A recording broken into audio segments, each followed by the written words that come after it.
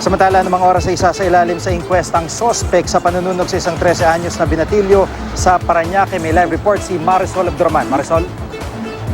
Hindi pa raw makapagsalita ang 12 taong gulang na biktima ng 19 taong gulang na si Welfred Azania alias Ato.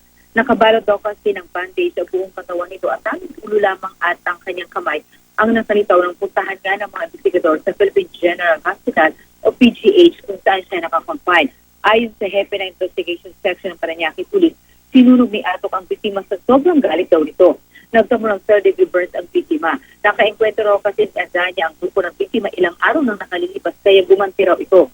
Nakita na lamang daw ng isang guard ang biktima na nasusunog na sa ilalim ng skyway sa may Parañaque City. Ayon naman kay Atok Gigeno ng aking makausap kanina, wala pa rin daw siyang bakas ng pagsisisi. Nagawa raw niya yun sa sobrang galit sa biktima na una raw nanakit sa kanilang grupo.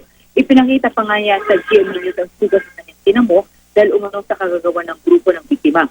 Papatayin daw niya talaga ang biktima dahil bukod sa binalot niya ito Gigi sa mga papel at mga tuyong dahon bago niya sunugin ay pinagbabato pa raw niya ito habang nasusunog na. Kaya nagtataka nga raw ang suspect kung bakit pa raw nabuhay ito. Dahil nga yung nabanggit sa mga oras nito ay kasalukuyan nang isinasampa ang kasong prosecuted murder in relation to Republic Act 7610 at doon nga sa suspect ng panununog dahil ayon na rin dito sa mga kaanakan ng biktima ay talagang dapat daw talagang tuluyan at magdusa itong suspect sa ginawa doon sa kanilang kaanak dahil ang sabi nga nila, pwede naman daw na sinaktan na lamang ito at hindi naman daw sana humatong sa panununog. Sige.